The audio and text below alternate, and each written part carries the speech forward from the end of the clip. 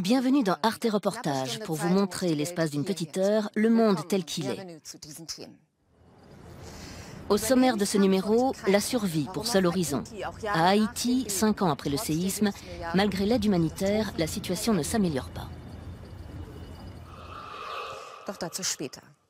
Pour commencer, place au Nigeria, un pays ravagé où la population en vient à envier le sommeil de ses morts. 6 ans déjà que la secte Boko Haram sème la terreur dans le nord-est du territoire. Récemment, le ralliement des milices terroristes à l'État islamique a sonné comme l'annonce de nouvelles atrocités.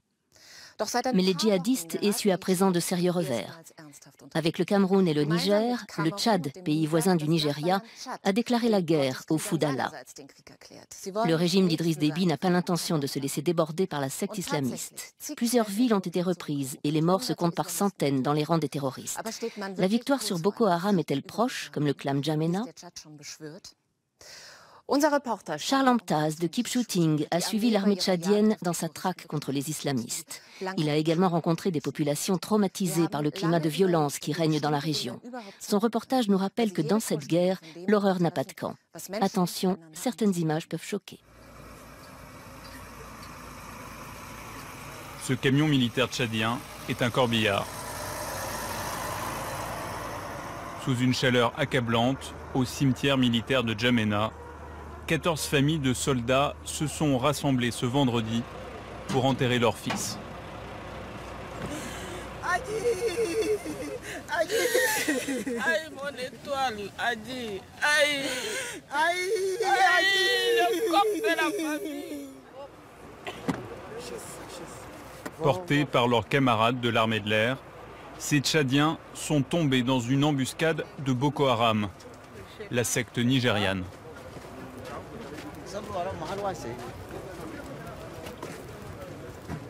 Ces victimes sont les dernières d'un long conflit auquel le Tchad veut mettre un terme en y engageant toutes ses forces.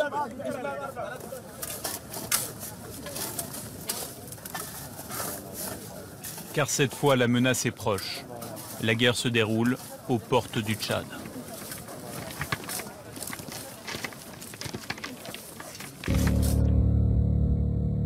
À 125 km d'ici, le nord Nigeria. C'est le terrain d'action des Boko Haram. Ils sont 4000 à combattre dans cette secte qui s'est emparée de plusieurs grandes villes de la région. Après le nord Nigeria, ils s'attaquent au Niger, au Cameroun et à la région du lac Tchad. En 6 ans, les Boko Haram ont déjà fait 13 000 morts et 1 500 000 déplacés. Récemment affilié à l'État islamique, le chef de leur secte, Abubakar Shekau, se voit déjà comme le nouveau calife africain, prêt à défier les puissances de la région et à déclencher un djihad international. Idriss Déby, Sarakan Afrika, kun makara ai ku fada mun yanzu ma. Ina shirye. Avant de s'attaquer au Boko Haram, Idriss Déby, le président du Tchad, a pris ses précautions. N'Djamena, la capitale, est désormais sous haute surveillance. À chaque carrefour, les militaires veillent. Particulièrement surveillé, le pont Gili, qui ouvre l'accès à la ville depuis le Cameroun. Tout arrivant est systématiquement fouillé par crainte d'infiltration d'éléments de Boko Haram. C'est la guerre et le Tchad tient à la maintenir hors de ses frontières.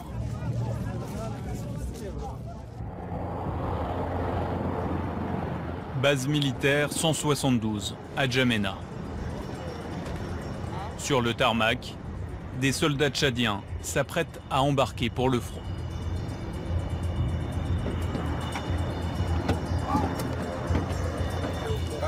À bord d'un hélicoptère russe, nous quittons la capitale, direction le Nigeria.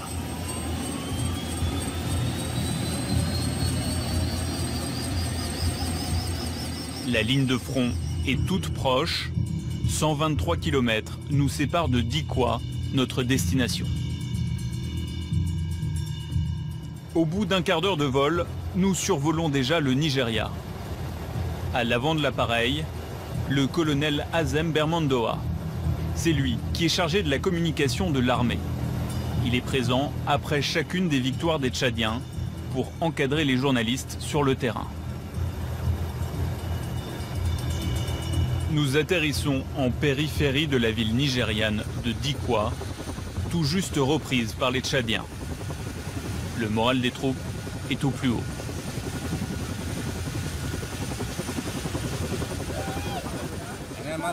Nous, c'est bien simple. On ne reculera jamais. Au Tchad, on est libre. Si on nous demande de libérer les pays voisins, on y va. On est des hommes libres au Tchad. C'est bien simple. On ne reculera jamais devant l'ennemi. On les poursuivra jusqu'au bout. Certains soldats tomberont, mais d'autres continueront le combat, avec la grâce de Dieu.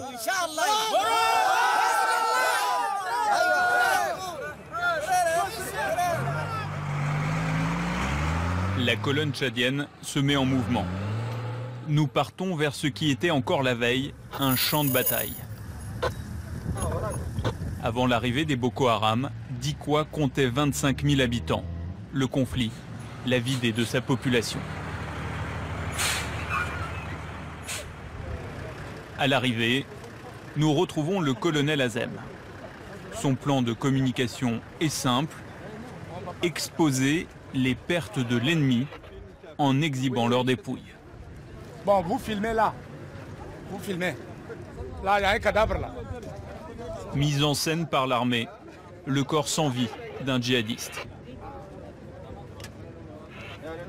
C'est un Boko Haram. Le Boko Haram, c'est des gens qui font le combat asymétrie.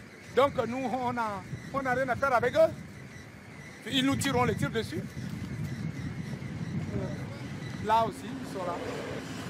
Cette fois, c'est un combattant adolescent fauché par une rafale. Boko Haram recrute parmi les gamins des rues et les met en première ligne. D'autres sont utilisés pour conduire les voitures piégées, très redoutées des Tchadiens. C'est un des véhicules qui appelle le kamikaze. Bourré de bouteilles de gaz. Et il est venu exploser là, pensant exploser sur nos personnels. Cette explosion a causé le gros des pertes tchadiennes durant cette bataille. 14 morts. Mais le colonel Azem ne s'attarde pas sur ces pertes. Il a mieux à nous montrer. Venez ici pour voir les armes. Venez, venez. Ce qu'il nous présente, c'est l'arsenal des Boko Haram. Certainement pas les meilleures pièces, mais les vieux fusils abandonnés dans la précipitation de la défaite. Ça là, c'est les grenades qui nous larguent avec. C'est les grenades, regardez. Ça là, je ne peux pas tirer quelqu'un. Ça là, je ne peux pas. Je vois un Boko Haram. Il est désarmé même, il faut l'éliminer. Parce que ce n'est pas une guerre conventionnelle.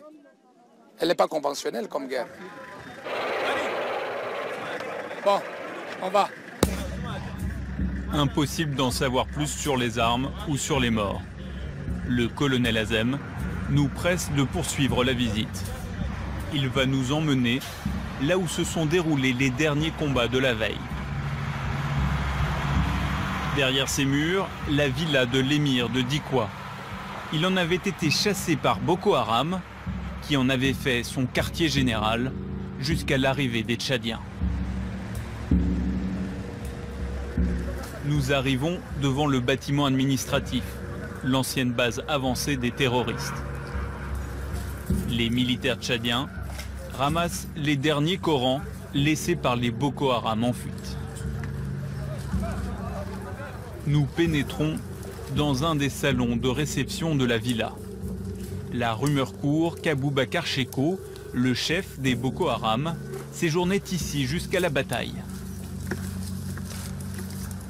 Les hommes du colonel Azem nous entraînent alors vers un autre bâtiment, au fond de la cour.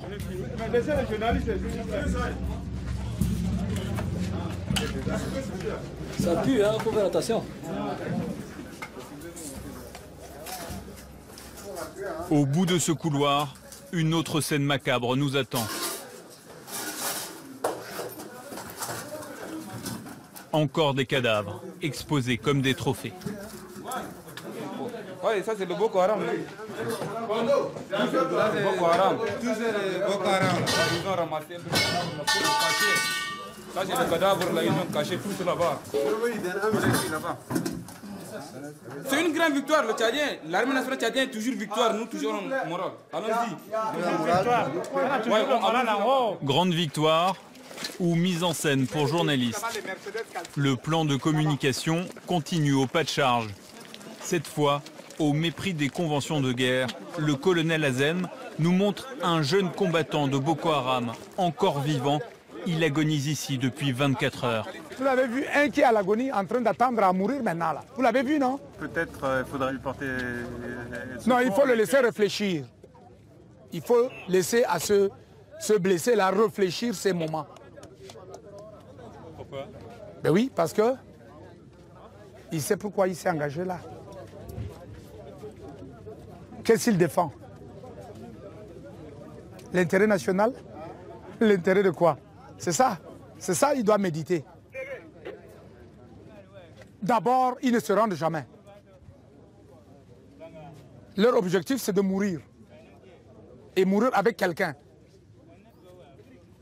Soit disant aller au paradis. C'est ça. À la bataille de Dikwa, les Tchadiens ont tué plus d'une centaine de djihadistes. Mais la plupart des terroristes ont réussi à s'enfuir. Nous quittons les militaires pour prendre la route. Direction la région du lac Tchad, une zone considérée comme le nouveau sanctuaire de Boko Haram. Il nous faudra faire 2 jours de piste et parcourir 350 km pour atteindre ce territoire reculé du Tchad. Au milieu de ce chapelet d'îlots que constitue le lac Tchad, les frontières sont poreuses.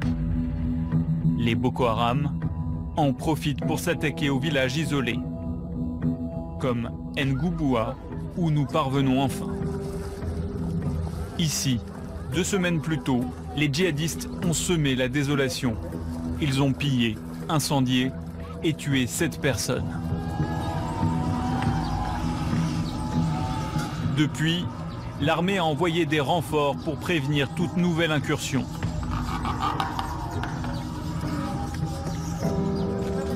Le village ne s'est pas encore relevé de l'attaque. Salut, ça va? Bien et toi? Dans la rue principale, nous rencontrons Sangor. C'est le douanier de Ngouboua.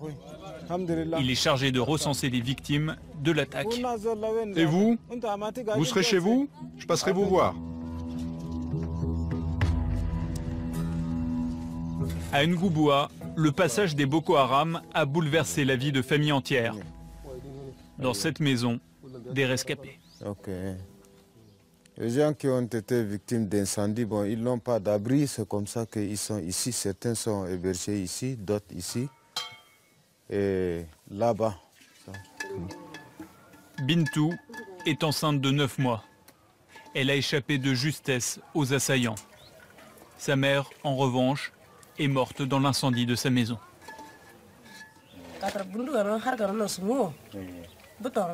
Dans la nuit, j'ai entendu les tirs.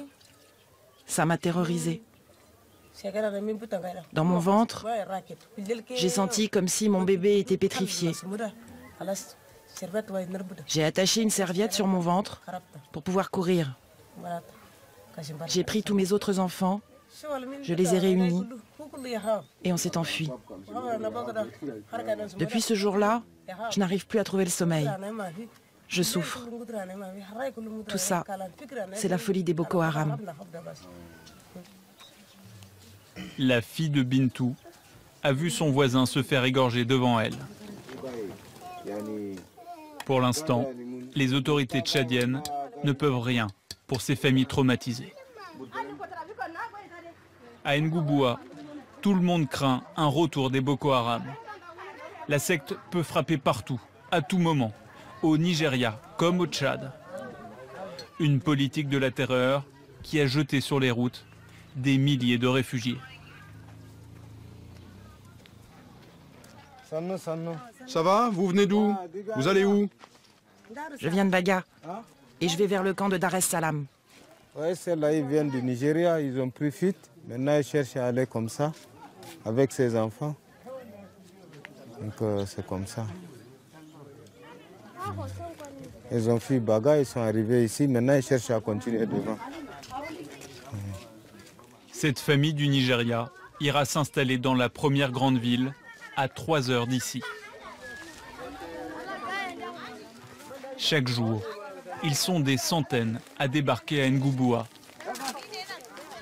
Ils arrivent des villages voisins, victimes d'attaques répétées des djihadistes. Parmi eux, des Nigérians, mais aussi des immigrés tchadiens qui reviennent dans leur pays. Ce matin, Sangor va à la rencontre de ces nouveaux arrivants pour les recenser. Il doit aussi les classer selon leur nationalité. Une mission périlleuse, car chacun ici a peur d'être écarté. Les Tchadiens qui reviennent du Nigeria, tout comme les Nigériens, c'est des réfugiés. Et ceux qui ont fui ici, ils sont revenus, ils sont aussi dans de pareilles situations. On va aussi les prendre. Donc il faudrait que vous répartissiez ceux qui ont quitté là-bas et ceux qui ont quitté ici pour être là. Nous, on était rapatriés par les Boko Haram. Alors, on a laissé nos provisions, nos matériels, nos maisons, les habits, de quoi. On n'a rien pour le moment. Maintenant, nous souffrons de faim, nous souffrons de pauvreté. Nos enfants même sont là, pas de l'école, pas de quoi. Nous sommes là comme ça. Sangor tente de dresser une liste de tous les réfugiés pour qu'un jour l'État ou les ONG puissent les aider. Mais rapidement, il est submergé par les demandes. Bon, maintenant, comportez-vous en adulte et mettez-vous en rang que je puisse prendre vos noms. Mettez-vous en ligne, c'est le seul moyen. Après les réfugiés tchadiens, voici les Nigérians qui ont peur qu'on leur vole leur place. Ah, ça suffit, ça suffit. Tu as bien pris mon nom? Moi, j'arrête d'écrire tant que les gens ne se seront pas mis en ordre. Ils refusent de le faire, donc moi, maintenant, j'arrête. Mais tu peux reconnaître personne. T'as toujours la tête sur ton carnet. C'est pour ça que j'ai voulu que les gens se mettent en ordre. Il faut que tu tries les gens en fonction de leur ethnie. Tu prends 2 Peuls, puis 2 Kanambous et enfin 2 Boudouma, et là ça pourra aller. Non, non, non, moi je veux pas faire ça. Je fais pas de distinction ethnique. C'est bon, il y en a marre. Pendant que Sangor tente d'y voir clair, un des réfugiés semble découragé. C'est Johan, un Tchadien de la minorité chrétienne. Il n'a pas réussi à s'inscrire sur la liste. Les militaires l'en ont empêché. Il en est sûr, les chrétiens sont discriminés. Il y a des aides qui étaient venues, mais on a fait partage 3 fois. Mais nous autres, on n'a pas eu. Ils nous ont tenus comme nous ne sommes pas des Tchadiens. Ils partagent entre eux les musulmans seulement. Les chrétiens ne sont pas connaissés, ne sont pas considérés. Qu'ils soient chrétiens ou musulmans, sinistrés de Ngouboua ou réfugiés venus d'ailleurs, tous ici se plaignent du manque d'aide. À la tombée de la nuit, nous retrouvons Sangor. Après une longue journée avec les réfugiés, le douanier enfile son uniforme de réserviste de l'armée. Depuis que Ngouboua a été attaqué, il fait les 3-8. Sangor fait partie de la poignée de fonctionnaires qui tentent de protéger le village. Avec d'autres collègues, policiers, ils vont veiller toute la nuit. Car c'est toujours à ce moment que la secte fait ses attaques.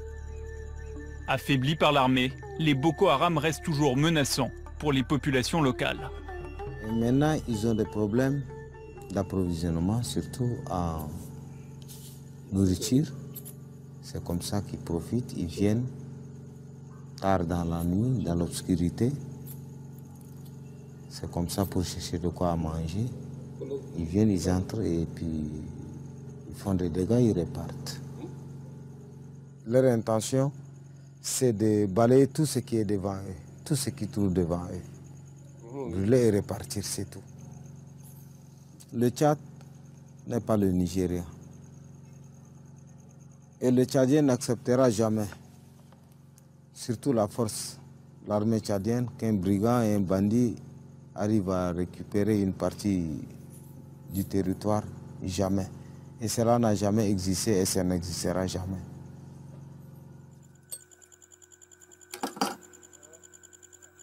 Les policiers resteront sur leur garde jusqu'au petit matin.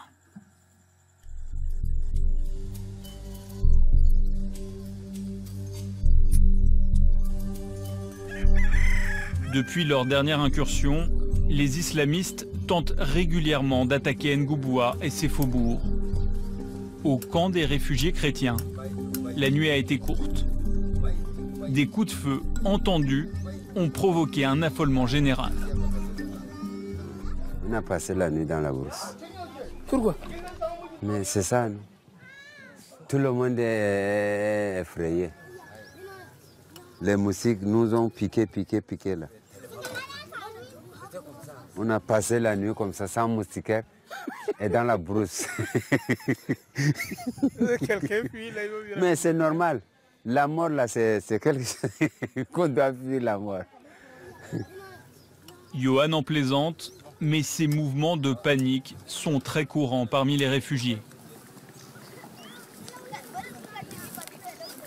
Ici, la menace des Boko Haram est inscrite jusque dans les jeux des enfants.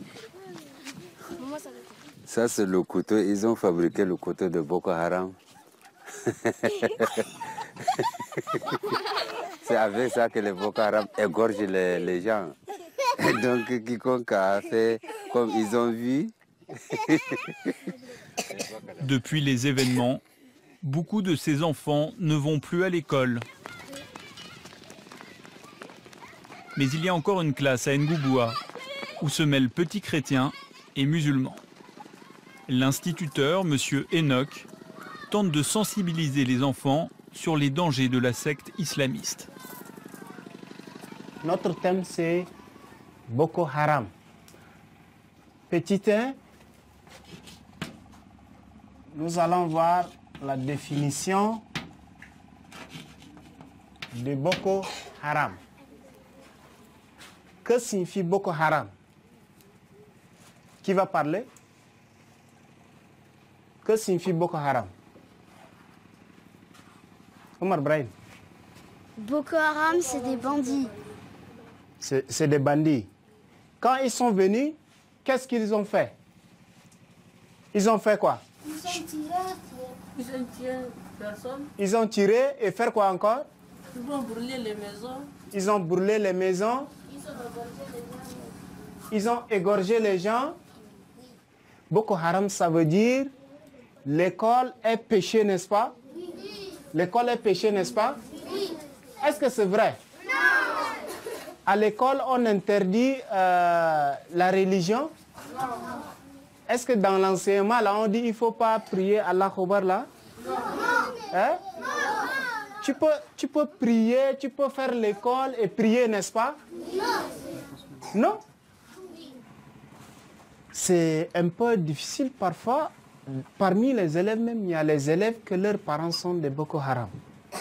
Alors, pour nous, est de faire comprendre l'enfant que être dans le Boko Haram, c'est pas du tout normal. C'est pas quelque chose qu'on doit le faire en tant qu'un jeune. Il ne faut pas accepter de pareilles choses. C'est ça. Plusieurs fois attaquée, l'école aurait dû fermer ses portes. Mais malgré les intimidations, l'instituteur n'a jamais renoncé. Enseigner ici, c'est du suicide. C'est du suicide. On voit que c'est du suicide. Quand tu dis à un marabout d'envoyer son enfant à l'école, ça c'est la guerre. Enseigner, c'est un acte de résistance, c'est-à-dire résister devant ces Boko Haram. J'accepte de rester enseigné et mourir. J'accepte de rester.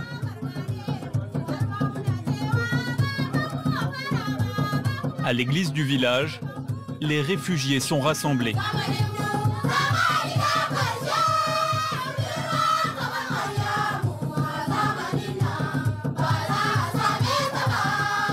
Pour Johan et les siens, le temps d'un office Ngouboua résonne d'un hymne à la paix.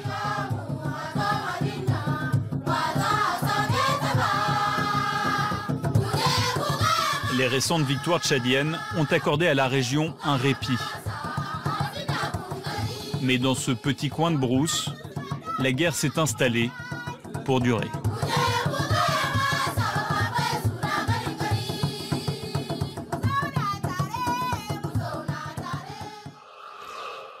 Notre métier nous conduit souvent à parler de changement. Mais si nous avons choisi d'aller en Haïti, c'est pour au contraire évoquer l'absence d'amélioration des conditions de vie. Notre reporter Michel Dumont connaît bien cette île des Caraïbes, où il revient régulièrement depuis le séisme de 2010. À l'époque, des projets audacieux promettaient de faire renaître Haïti de ses ruines. À eux seuls, les États-Unis ont injecté 4 milliards de dollars d'aide humanitaire. Et pourtant, aujourd'hui, les enfants souffrent toujours de faim dans certaines régions. Alors que des milliers de personnes vivent dans des baraques depuis le tremblement de terre, les programmes de logements sociaux sont arrêtés. Abonné aux catastrophes naturelles, Haïti doit aussi faire face à un autre fléau fait d'un mélange de corruption et de faillite de l'État.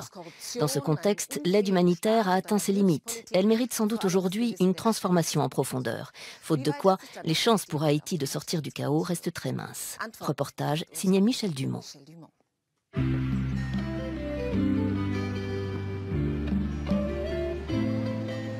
La petite bourgade d'Anse Rouge, dans le nord-ouest d'Haïti. L'une des régions les plus pauvres du pays. Principales activités, la pêche et la récolte du sel.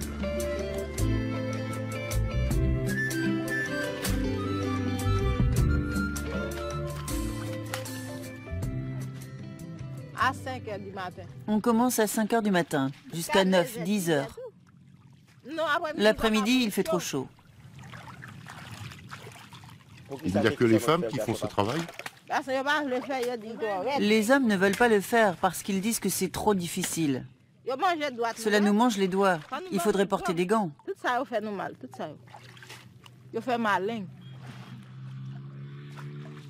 On a plein de problèmes à la longue, des boutons sur les bras et les jambes.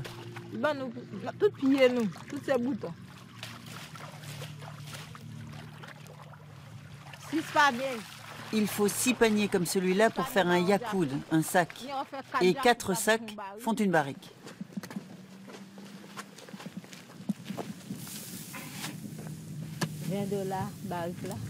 Je suis payé 20 $ pour une barrique. Il faut 2 jours pour faire cela, parfois plus quand il y a trop de boue. 20 $ haïtiens, soit un peu moins de 2 €. Un travail de forçat pour un salaire de misère. La barrique de sel sera revendue 12 € par le propriétaire.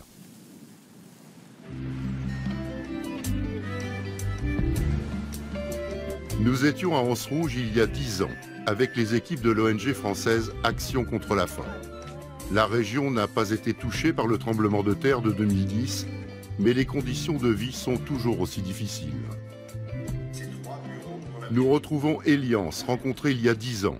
Il était alors le maire de la ville. nous a un peu aidé pour remettre en état le centre de santé d'Anse Rouge. C'est bien moi. Anse Rouge, pas d'électricité. Ça, il y a longtemps, ça. Problème récurrent en Anse Rouge, l'approvisionnement en eau potable. C'était déjà le cas en 2005. À Anse Rouge, pas d'électricité, pas de police, de transport public, et un seul point d'eau comme dans la grande majorité des communes haïtiennes. Ok. Ça... Bon, ça, c'est déjà en panne.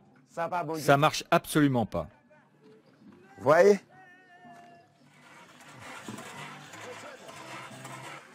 Vous voyez, toutes ces pompes sont en panne. Il y en a une seule qui fonctionne. Et tout ça, c'est pour 14 000 habitants. Retour sur les mêmes lieux, 10 ans plus tard. Elles sont toutes cassées. Ça, c'est la seule qui fonctionne.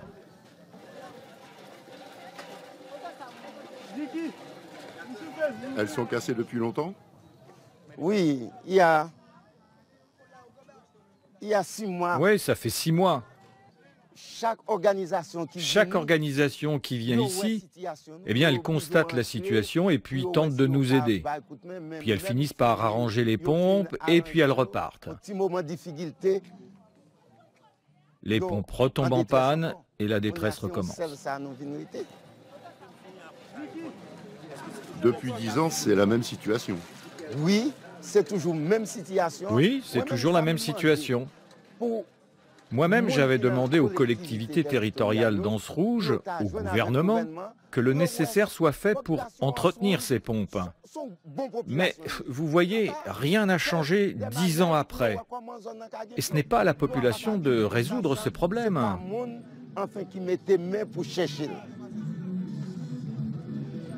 Pour Roger, coordinateur terrain d'ACF, les ONG n'ont pas vocation à se substituer à l'État. On a eu un projet en eau, c'était en 2009. Donc c'était un projet de réhabilitation, effectivement. Mais tu vois, après, c'est à l'État de gérer tout ça, où aux autorités sont constituées pour gérer tout ça. Donc on a réparé, par exemple, on a fait la réhabilitation de ce point d'eau. Mais après, on a laissé Anse Rouge entre-temps. Et on est revenu dans d'autres programmes, pas dans des programmes d'eau, mais dans des programmes, par exemple, comme nutrition, dans d'autres programmes cash forward. Moi, ça me donne l'impression d'un immense gâchis. On fait ce qu'on peut, dans la mesure du possible aussi, avec les moyens qu'on a. Donc on le fait. Et à ce moment-là, ça soulage, par exemple, avec l'apparition du choléra, lorsqu'on fait la réhabilitation des points d'eau, on vient avec des kits, on donne des kits, etc. Donc on fait quelque chose. C'est pas un total gâchis, on fait quelque chose. Organisation, réellement, on fait ça. Bon, les ONG, elles font ce qu'elles peuvent. Mais la situation de notre pays est telle qu'il faudrait que ce soit l'État qui joue son rôle. Et qu'il y ait ici un bureau qui suive les choses. Le président Martelly est venu ici? Non, il n'est jamais venu jusqu'à Anse Rouge. Vous savez, Martelly, comme président progressiste, il devrait quand même savoir qu'il y a des problèmes ici. Comme il y a 10 ans, Eliance nous emmène ensuite rencontrer les pêcheurs. Constat identique pour eux, rien n'a vraiment changé. Messieurs, dames, comment nous y est? On a pu combattre. Pour pêcher Anse Rouge, depuis 10 ans... Pour les pêcheurs d'Anse Rouge, depuis 10 ans, c'est toujours les mêmes souffrances. Il y a des petites choses qui vont mieux, mais pas vraiment de grands changements. Pas de gens pour leur dire ce qui est bien pour eux et ce qui n'est pas bien, qui fait qu'il y a toujours la même détresse.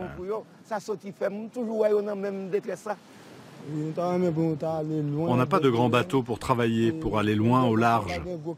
Nous n'avons pas le matériel nécessaire pour bien pêcher, pas de filet. Il nous faudrait de grosses chaloupes avec des moteurs.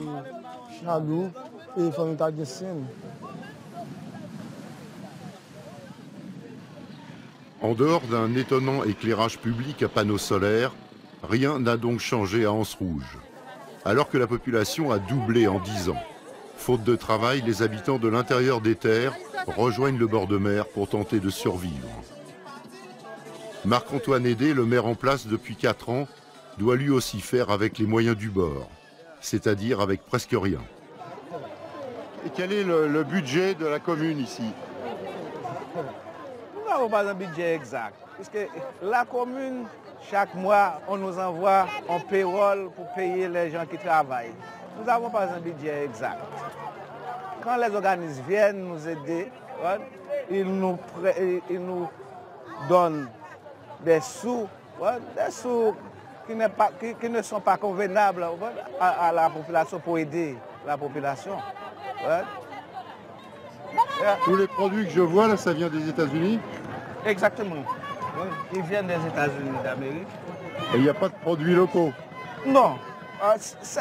Parfois le petit mie. Parfois le petit mie, mais c'est quand la pluie tombe. Quand la dame pluie vient, on récolte de petit mie. 2 anciens points d'eau ont été récemment restaurés par la commune. Ils sont ouverts 2 matinées par semaine mais ils sont payants. 30 centimes d'euros les 200 litres. À l'intérieur, il y a les vannes rouges. Avec le maire actuel, nous nous rendons au centre de santé. Il venait d'ouvrir ses portes en 2005. Détruit par un incendie entre-temps, il a été remis en état par la coopération canadienne. Marguerite, la secrétaire médicale, est toujours en poste. Aucun budget pour la santé. Rien du tout. C'est Marguerite. C'est moi. C'est moi. Oui. Médecin, combien de population? La population est de 53 000 personnes. C'était il y a 10 ans. 10 ans. Je suis encore là. Docteur Jean-Louis. Deux jeunes médecins ont juste sortis de la faculté. Docteur $150 par mois.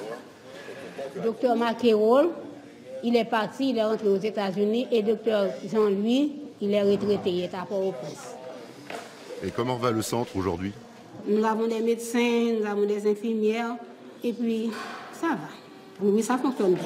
Et vous êtes payé régulièrement? Et oui, même s'il y a parfois quelques retards, mais tout de même, on me donne quelque chose. Même si ça ne peut pas vraiment subvenir à mes besoins face à ma famille, mais je suis de la zone, je suis obligée de rester, de vivre comme ça, pour ralentir.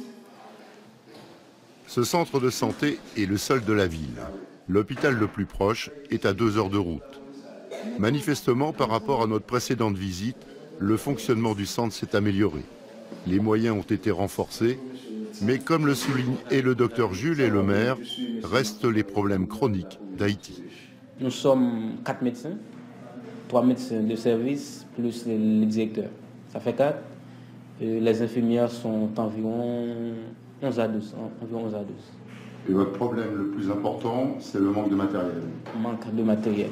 Quelquefois, l'État ne fait pas les subventions. On est obligé de les acheter. C'est-à-dire, quand les patients viennent, ils doivent les acheter. S'ils n'ont pas de possibilité pour les acheter, ils peuvent... C'est compliqué aussi. Ici, en Haïti, ça ne bouge pas de la même façon avec France, États-Unis. Il y a des problèmes chroniques ici en Haïti. Des problèmes chroniques, j'ai bien dit, ouais, qui n'existent pas aux États-Unis et à la France, au Canada. Okay? Donc, je ferai de mon mieux. Ouais.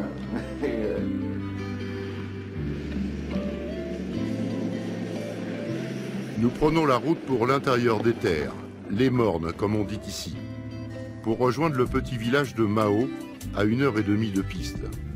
Si la vie est difficile sur le littoral, elle l'est encore plus dans les Mornes. Nous étions à Mao il y a 10 ans avec les équipes d'ACF pour constater le dénuement, la misère, l'oubli. 2000 personnes vivent ou plutôt tentent de survivre. Visite cauchemar avec Paul Belloni, le président du comité villageois. Cette famille est très pauvre. Elle a déjà perdu 4 enfants, de maladie ou de malnutrition. Ces gens manquent d'argent, ils mangent de la terre et ils souffrent de malnutrition. On prend là-dedans. Et ça, c'est moi-même. On prend de la terre blanche comme celle-là, on la met dans l'eau, on mélange le tout avec un peu de sel pour en faire une sorte de pâte et on le mange. Ça calme la faim. Ni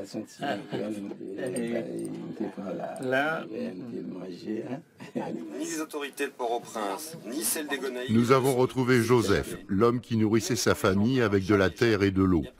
Nous lui avons montré les images de 2005. C'est mon enfant malade. Elle est morte. Elle est morte un peu plus d'1 an après votre passage.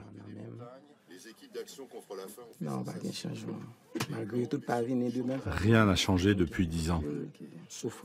Rien ne s'améliore vraiment. Les enfants continuent à être malades. Moi aussi, je suis malade. Je ne peux plus bien marcher. Je ne peux plus travailler pour nourrir ma famille. Il y a 10 ans, nous étions venus avec ACF. D'autres ONG s'annonçaient. Est-ce que finalement, elles sont venues vous voir? Elles sont venues, elles nous ont rendu visite pendant 2-3 mois. Elles nous ont donné quelques petits boulots et puis elles sont reparties. Et puis après ça, pas gagné. Qui continue. À Mao, comme partout en Haïti, on a appris depuis des décennies à ne rien attendre de l'État, mais tout des ONG. L'humanitaire a fait des Haïtiens des assistés. Le pasteur du village le déplore vivement.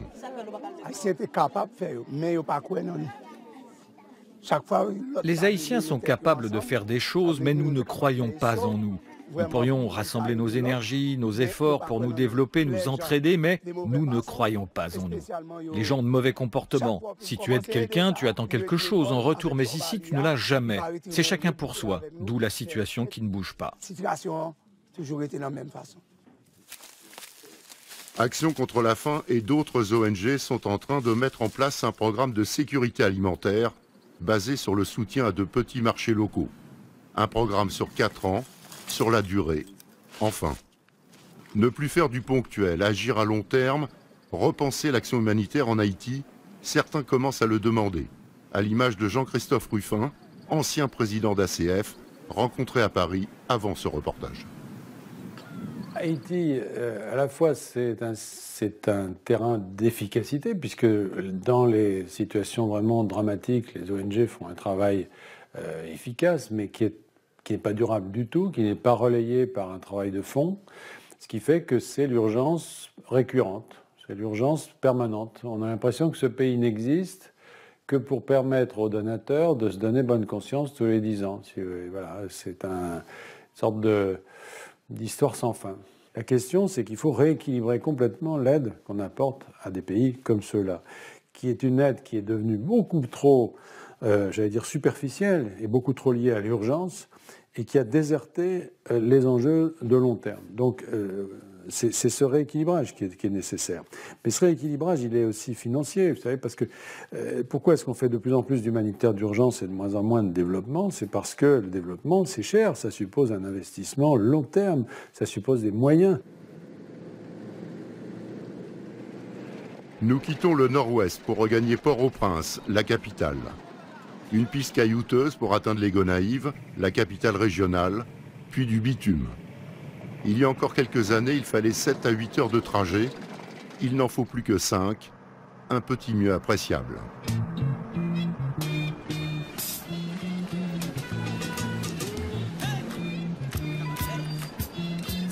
Depuis 2012, Haïti est dirigé par Michel Martelly, un chanteur devenu président. Michel Martelly avait beaucoup promis, notamment en matière d'infrastructure et de logement. De grands chantiers ont été lancés. Ils sont pratiquement tous aujourd'hui à l'arrêt.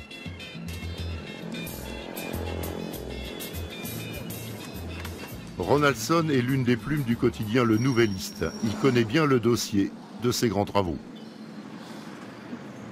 L'administration Martelly a mis le cap sur la construction de beaucoup d'infrastructures. Ce sont des infrastructures pour taper dans l'œil de la population, notamment la reconstruction de bâtiments publics, notamment des ministères. Mais ce sont des chantiers plombés dans leur évolution qui sont, au moment où nous parlons, totalement à l'arrêt. Dans certains cas, pour ne pas dire dans beaucoup trop de cas, ce sont des compagnies dominicaines qui ont obtenu les contrats. L'actionnaire majoritaire de ces compagnies, l'ex-sénateur dominicain Félix Bautista, il a des démêlés avec la justice république dominicaine pour des affaires de corruption. Le sénateur dominicain est en prison. Ses biens, ses entreprises ont été saisis. Tous ces chantiers en Haïti sont donc arrêtés, comme ce projet de 3000 logements sociaux. Je ne dirais pas que tout est habité, mais la dernière fois, le taux d'occupation n'était pas, était moins que 50%. C'est le village d'Human Casimir. C'est le projet de logements sociaux phare de l'après-tremblement de terre du 12 janvier. Mais comme vous l'avez remarqué, certaines unités de logement, beaucoup d'unités de logement ne sont pas occupées et dans certains cas, on observe soit des cas de vandalisme, soit un état de délabrement important. Fiasco est un bien grand mot, Mais je pourrais parler d'un projet qui n'a pas atteint tous ses objectifs. C'est un investissement qui n'est pas mis à profit alors qu'il y a un besoin important et très important de logement. La rumeur dit que l'ex-sénateur dominicain aurait financé la campagne de Michel Martelly, d'où de nombreux renvois d'ascenseurs. Mais sur ce point, Ronaldson se montre très prudent. Il y a des gens qui disent, bon, ce n'est pas une surprise, ou qui disent, voilà, on avait des suspicions, et les démêlés du propriétaire de ces compagnies, Rofi et Adam, notamment de l'actionnaire majoritaire de ces compagnies, l'ex-sénateur Bautista, ce sont des démêlés qui tendraient à conforter une hypothèse. L'ambitieux programme de nouveaux logements est donc stoppé. Et que dire de ces immenses zones où ont été installés après le tremblement de terre de 2010 les déplacés de Port-au-Prince? Ronaldson nous conduit à Corail, l'une de ces villes fantômes de l'après-séisme. Donc ici, c'est les premières personnes qui ont été réinstallées dans du précaire. Oui, dans du précaire, dans des shelters, des abris qui devraient être de transition. Mais ça a tendance, pour ne pas dire, c'est devenu du définitif. C'est du provisoire qui dure et qui va durer encore longtemps. On nous avait dit que nous resterions 3 ans dans ces abris provisoires et qu'après 3 ans, ils reviendraient pour nous construire un abri en dur. Mais on ne les a jamais revus.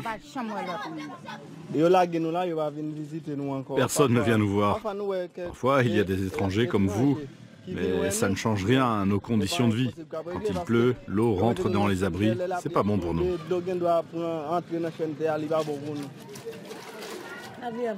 La vie n'est pas bonne pour nous. On vit dans le vent et la poussière. On n'a rien à manger. La vie n'est pas bonne pour nous. Plus de 1000 ONG officiaient en Haïti au lendemain du séisme. On n'en voit plus guère à Corail. À se demander à quoi ont servi les centaines de millions d'euros déboursés par la communauté internationale. On a agi dans une absence de coordination énorme. Et si tu peux voir la différence, tu vas voir même d'un côté à un autre, les abris peuvent être différents. Et il y a des logos d'ONG différentes. Et dans son film Assistance mentale, Peck avait utilisé un mot assez frappant, c'est la pornographie de l'humanitaire, avec des gens qui revendiquent et qui apposent leur logo partout. Donc, comme vous avez dit, il y a eu une absence de master plan, de plan d'aménagement. Il y avait un empressement. Il y avait la volonté aussi de dépenser rapidement. Et quand on te dit, mais pourquoi ce qui devait être des abris transitoires sont devenus définitifs, on va vous dire, bon, l'argent, on n'a plus d'argent. Malgré la présence d'un commissariat à Corail, la précarité, le manque de travail sont en train de faire de ces zones un terreau pour la délinquance en tout genre. D'où l'inquiétude de les voir se transformer en nouveaux bidonvilles où les gangs font la loi, comme à Cité-Soleil. La préoccupation existe. Là où il y a précarité, que les conditions favorables au développement de la criminalité y soient. Donc c'est évident. Maintenant, je n'ai pas encore d'indicateur pour dire ça, mais la préoccupation existe. Aujourd'hui, au moment où nous parlons, il y a 6 millions d'Haïtiens qui sont dans une situation de pauvreté et 2 millions dans une pauvreté extrême. Selon les estimations, ils vivent avec moins de 1,25 $ par jour. Donc imaginez, en général, ce sont des familles qui comptent 3, 4 ou 5 membres qui vivent avec 1 $. Donc c'est la précarité, c'est la grande débrouillardise. Et quand il y a précarité, eh c'est un terreau fertile à toutes sortes de déviances, la criminalité, etc.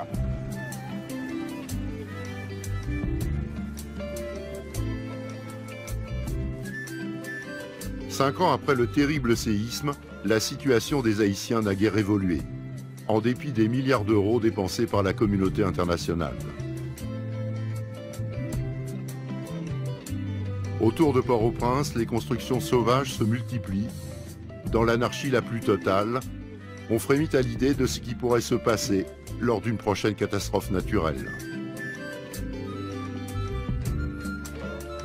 Le président Martelly arrive en bout de mandat.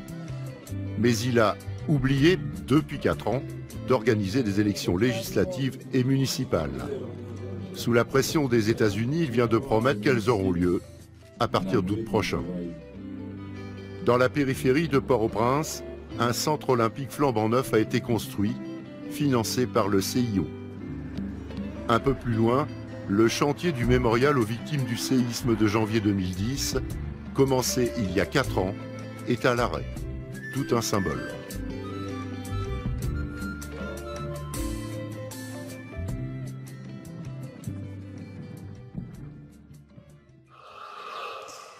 À quoi ressemblera Haïti dans 5 ans? Comptez sur nous pour vous informer. La semaine prochaine, vous saurez tout sur un homme qui ne laisse personne indifférent, ni la jante féminine, ni le ministre allemand Wolfgang Schäuble. Il s'agit du ministre grec des Finances, Yannis Varoufakis, dont la carrière politique a été lancée par le fondateur du Parti socialiste grec, Andreas Papandréou. Il m'a dit « Tu vas étudier les maths et l'économie parce que tu es un animal politique. Et si tu deviens physicien, tu ne pourras pas participer au débat. » Et il a rajouté « Comme tu vas en Angleterre, va à l'université d'Essex. » Et c'est ce que j'ai fait. Docteur en économie et en mathématiques, pendant 20 ans, il enseigne dans des prestigieuses universités. Son heure arrive enfin en 2014, quand Alexis Tsipras lui propose le ministère des Finances. Je suis une personne complexe. Je suis libertaire et marxiste à la fois. C'est pour cela que je me définis comme un marxiste libertaire. Parce que j'ai à la fois du respect pour le marxisme d'un point de vue intellectuel, mais j'ai un énorme doute sur sa capacité à créer une société juste et non autoritaire.